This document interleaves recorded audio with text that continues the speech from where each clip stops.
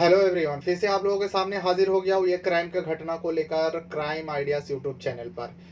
एक खबर 2-3 दिनों से मैं देख रहा हूँ बहुत सारे सोशल मीडिया में और न्यूज़ चैनल पर दिखाई जा रहा है, तो उसके बारे में मैं अभी पूरा सच्चाई निकाल कर लाया हूँ।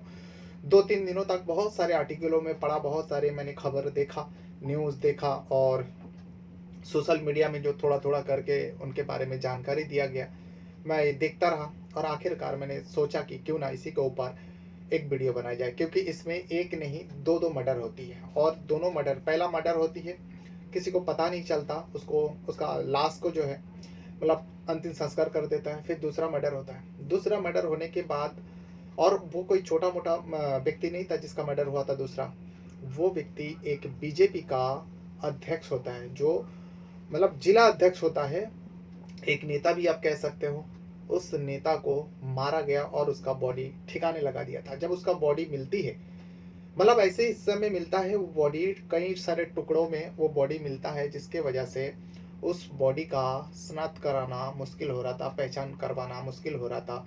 तब जाकर पुलिस ने जो है उस बॉडी का लावारिस समझकर अंतिम संस्कार कर देता है।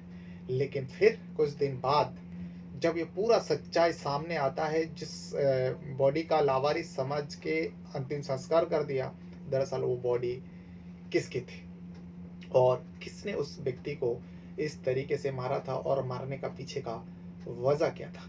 पूरा घटना जो है सुनने के बाद आपको कई सारे इसमें सच्चाई का सामना करना पड़ेगा। एक तो दोस्त होकर दोस्त से गद्दारी, दूसरी दोस्त के पत्नी के साथ अवैध संबंध, कई सारे इसमें सच्चाई सामने आता है। और जहाँ पर इसमें एक लड़की का भी, एक महिला का भी मौत होती है, शादीशुदा महिला होती है, उसको भी मौत के घाट उतारने वाला उसका परिवार साथ देते हैं, जो चलो इस महिला को अब जीने का कोई हक नहीं, समाज में ऐसी महिला को तो जीना ही नहीं देना चाहिए। इसीलिए षड्यंत्र के तहत उस महिला को जहर देकर मार दिया जाता है और उसके बारे में पुलिस को खबर तक नहीं देती, उसकी बॉडी को अंतिम संस्कार भी कर देता है। तो आज मैं इसी घटना को सुनाने जा रहा हूँ। घटना है प्रयागराज डिस्ट्रिक्ट का, जो उत्तर प्रदेश का प्रयागराज डिस्ट्रिक्ट है, और इसी प्रयागराज डिस्ट्रिक्ट के अंदर जो प्रयागराज का ही एक जिला अध्यक्ष है, जिनका नाम होता है बबली यादव।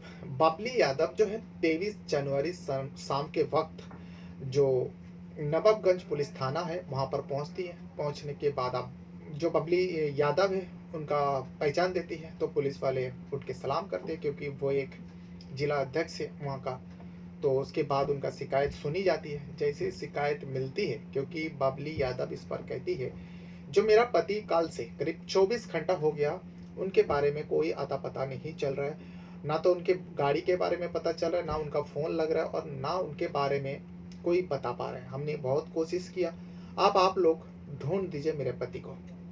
अब बबली यादव का पति का नाम होता है रणधीर यादव, जो बीजेपी का एक नेता भी थे।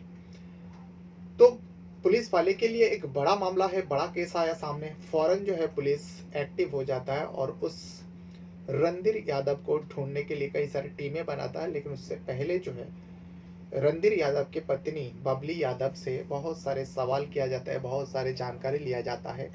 यहाँ तक कि बबली यादव से ये भी पूछा जाता है, जो मैडम आपको किसी के ऊपर शक है तो आप उसका नाम भी बता सकते हो। तो बबली यादव इस बार जो है एक दो नहीं कई सारे नाम बताती है, जो मुझे शक ही नहीं बल्कि पूरा यकीन है, जो उन्हीं लोगों ने उनके साथ, मेरे पति के साथ कुछ किया होगा या फिर उनका अपहरण कर लिया होगा।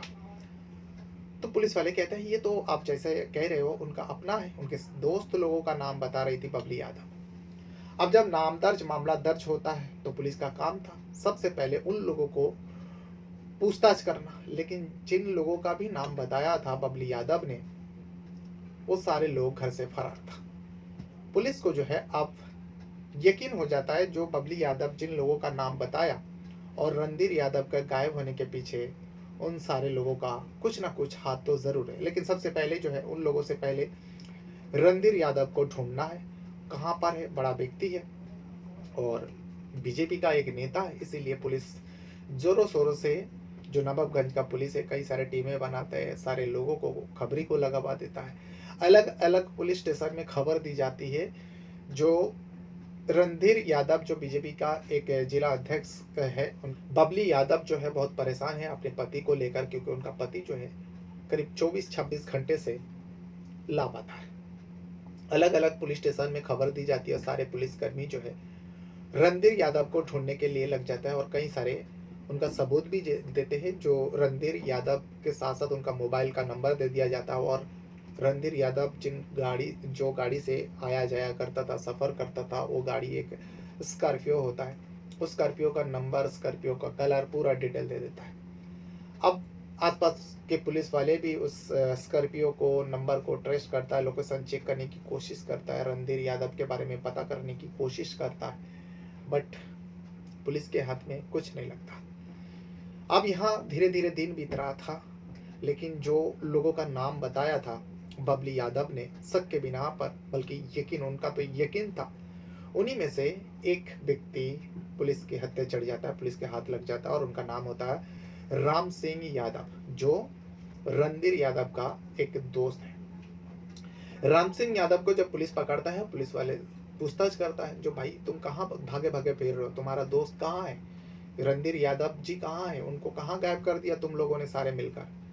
सबसे पहले तो राम सिंह जितना झूठ बोल सकता था उन्होंने उतना झूठ बोला, लेकिन आखिरकार पुलिस के सामने झूठ नहीं चलता।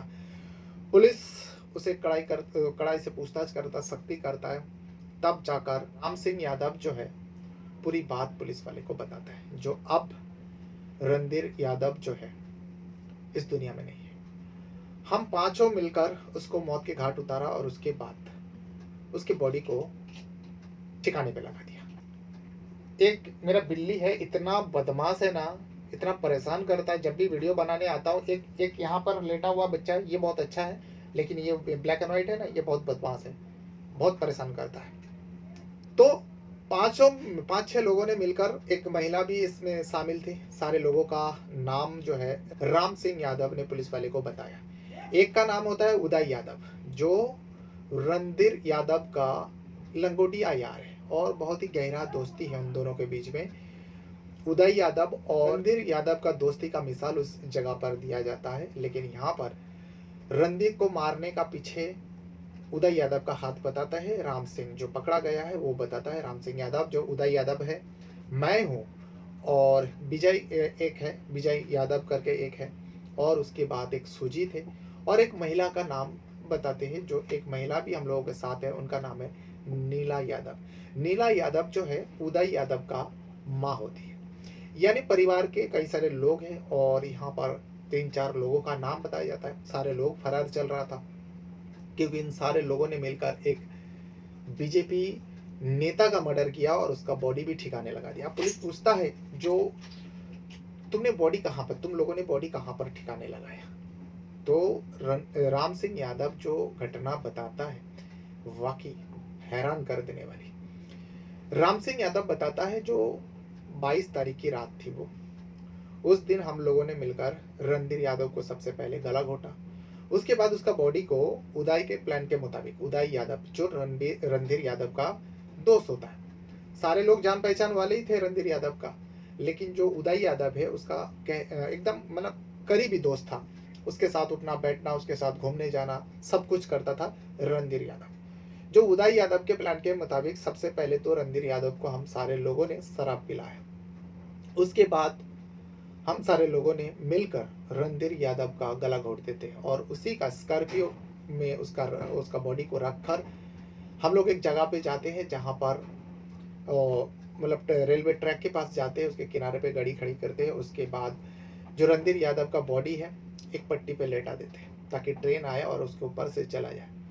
ट्रेन आती भी है, हम लोग इंतज़ार करते हैं, ट्रेन उसका कई सारे 2-3 टुकड़ा करके चले जाते हैं, टुकड़ा इधर उधर बिखर जाता है। लेकिन उसके बाद उदय यादव फिर से उस टुकड़े को फिर से एक जगह पे करते हैं, 3-4 टुकड़ा था, फिर पटरी पे रखा जाता है, दोनों पटरी दोनों साइड में रखा जाता है। उसके बाद फिर एक ट्रेन आती है और उस टुकड़ों के ऊपर से चले जाते, गुजारे जाते हैं। अब इस रणधीर यादव के बॉडी के कई सारे टुकड़ा हो जाता है।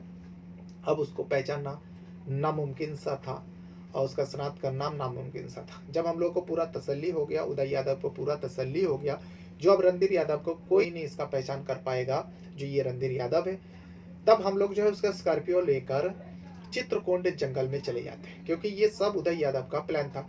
उदय यादव हम लोग के साथ थे, चित्रकूट के जंगल में जाते हैं और इस स्कॉर्पियो को हम लोग आग लगाने का सोचता है, लेकिन स्कॉर्पियो जो है बीच में ही खराब हो जाती है। इसीलिए हम लोग उस जंगल में स्कॉर्पियो को छोड़कर वहां से सब अपने अपने फरार हो जाते हैं।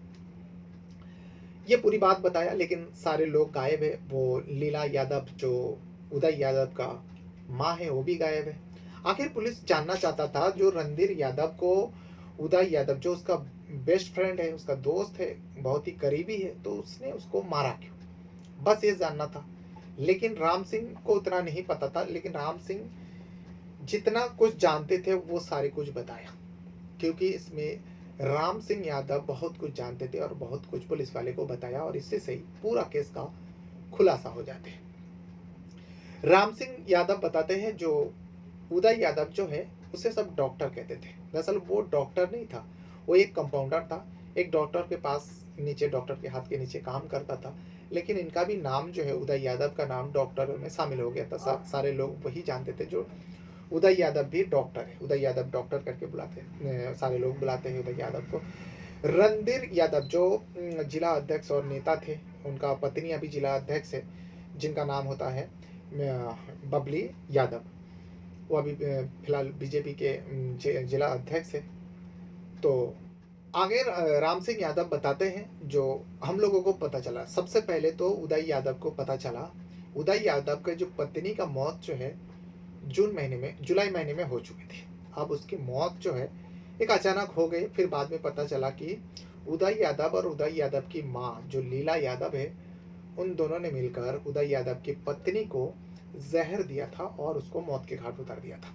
अब उसकी मौत किस वजह से हुआ, कैसे हुआ, किसी को नहीं पता, लेकिन कुछ लोगों को थोड़ा बहुत पता थी और उसका अंतिम संस्कार कर दिया था। कोई पुलिस केस नहीं बना था। उसके बाद 2 महीना हुआ था, यानी अगस्त महीना चल रहा है, जुलाई अगस्त करीब 1.5-2 महीना हुआ है। अब अगस्त महीने में 22 तारीख, उससे पहले ही उदय यादव जो है एक प्लान रच लिया था जो रणधीर यादव को मारना है। हम सारे लोगों को बताया था, जैसे कि हम लोग साथ दिए, राम सिंह यादव, विजय यादव और सुजीत और लीला जो उदय यादव के माँ होती है। हम सारे लोगों को उदय ने बताया था जो देखो मेरा जो दोस्त है, दोस्त का नाम पे वो कलंक है, उसे मैं मौत के घाट उतारना चाहता हूँ। जब तक वो जिएगा मुझे रात को चैन से नींद नहीं आती है। पुलिस ने पूछा आखिर हुआ क्या था, दोनों दोस्ती का वहाँ पर मिसाल दिया जाता था, और आखिर ऐसा दोनों दोस्ती के अंदर ऐसा क्या हो गया जिसके चलते तुम लोगों ने उदय यादव का साथ दिया और एक नेता को मौत के घाट उतारा और इस तरीके से मौत दिया, इसका उसका बॉडी का भी श्राद्ध नहीं कर पाए। इसमें राम सिंह बताता है जो उदय यादव को जब हम लोगों ने पूछा भाई तेरे दोस्त को तू क्यों मारना चाहता है, तो इसमें उदय यादव कहता है भाई अगर तुम लोग सच्चाई जानोगे ना तो तुम लोग कभी उसे माफ नहीं कर पाओगे।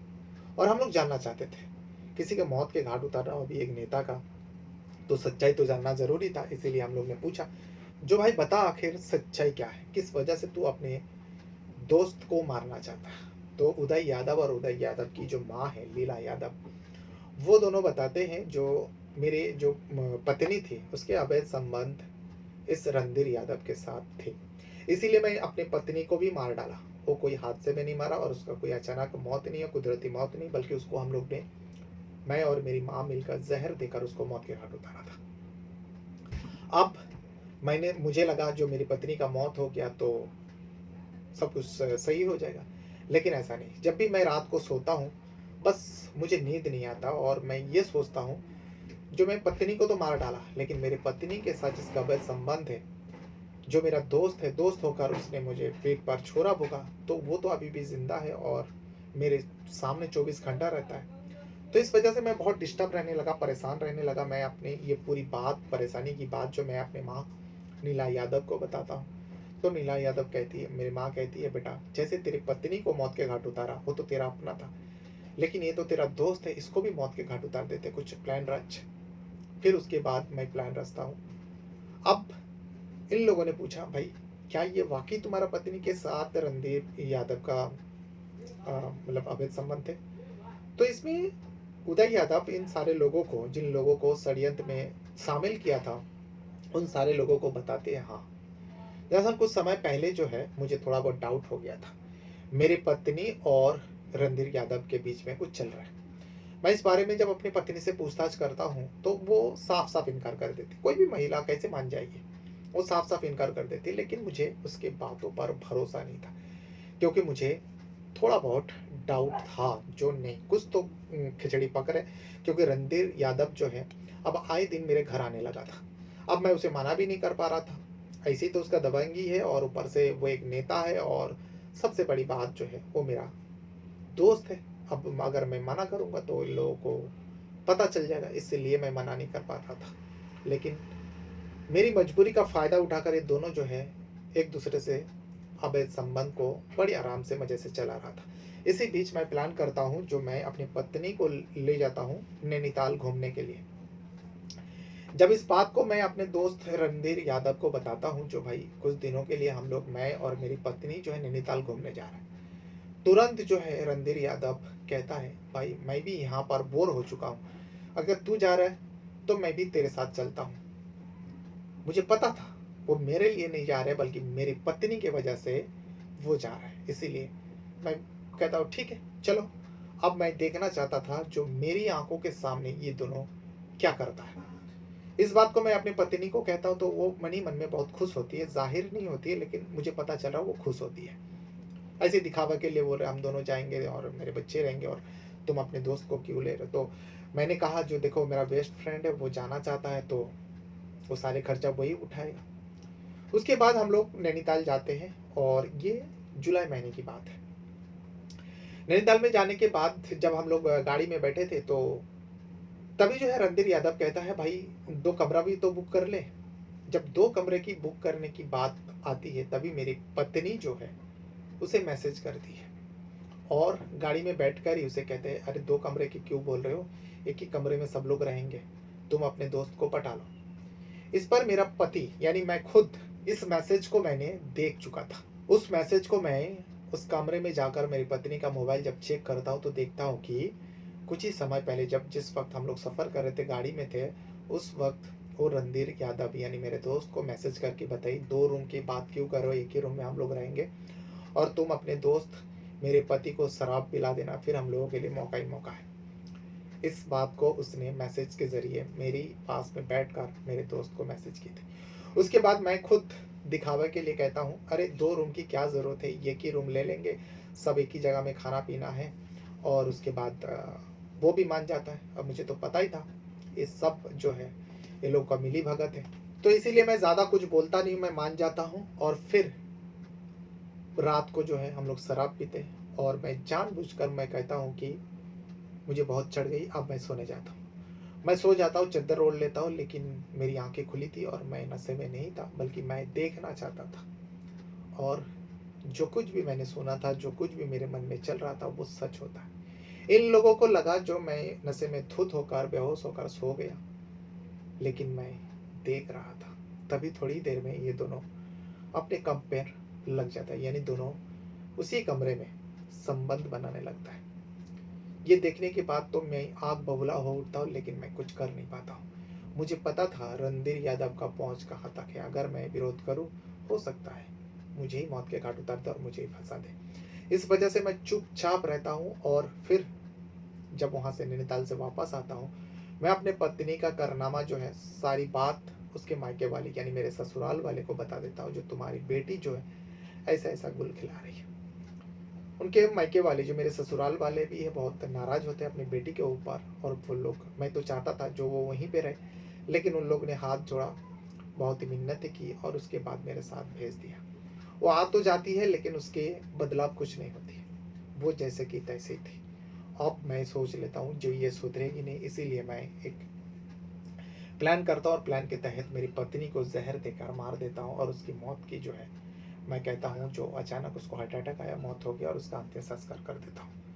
रणधीर को पता ही नहीं चला था जो मेरी पत्नी का वाकई हार्ट अटैक हुआ या उसको हम लोगों ने मार डाला। लेकिन फिर मैं दिन बीतता गया और रणधीर यादव को जब भी मैं देखता हूँ मुझे बहुत गुस्सा आता है और फिर उस उदय यादव ने हम लोगों को ये पूरा प्लान के बारे में बताया और हम लोगों ने भी सोचा जो ये तो बहुत गलत किया रणधीर यादव ने, उसे तो ऐसा नहीं करना चाहिए। एक दोस्त के फ़ायदा उठाया, नाजायज़ फ़ायदा उठाया, उसकी पत्नी के साथ अवैध संबंध में था और उसकी पत्नी का भी मौत हो गया।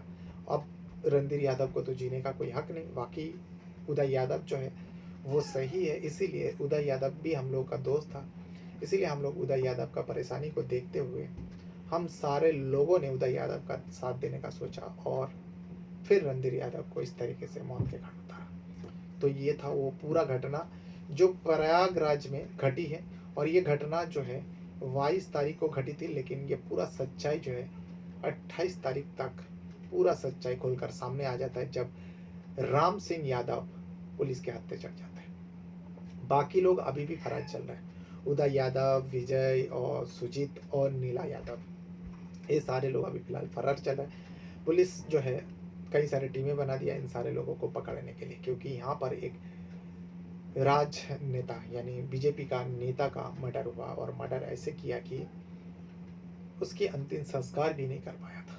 बहरहाल अपने साथ साथ अपना परिवार का भी बहुत ज़्यादा ख्याल रखेगा और इस वीडियो को पूरा देखने के लिए आप लोगों को बहुत बहुत धन्यवाद करता हूँ। कुछ कहना रहेगा वीडियो के बारे में या अपने बारे में तो कमेंट बॉक्स में अपना राय ज़रूर दीजिएगा। Thank you very much.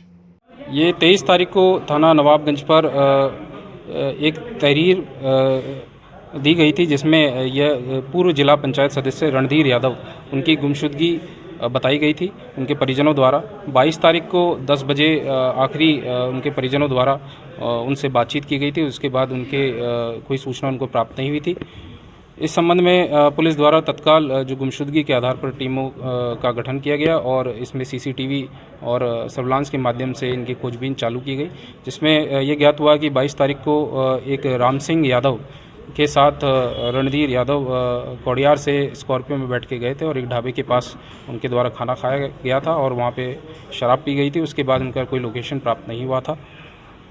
इस संबंध में 24 तारीख को जो गाड़ी जिससे वो गए थे वो चित्रकूट में मिलने की सूचना पुलिस को प्राप्त हुई, जिसमें वहाँ मौके पे जाके छानबीन की गई तो उसमें ये उन्हीं की गाड़ी बाद में साबित हुई। 25 तारीख को रणधीर यादव की पत्नी के द्वारा एक तहरीर थाने पे दी गई थी जिसमें उनके द्वारा उदय यादव और राम सिंह यादव के ऊपर अपहरण कर हत्या का आरोप लगाया गया था। पुलिस टीम द्वारा लगातार इसमें खोजबीन जारी की गई, जिसके बाद आज 28 तारीख को राम सिंह यादव जो कि उस समय गाड़ी में इनके साथ मौजूद था वो पुलिस ने गिरफ्तार किया तथा उसकी निशानदेही पर जो रणधीर यादव है उनका शव बनबौली जो थाना पूरा मुफ्ती पे रेलवे ट्रैक पर फेंकना उसने बताया।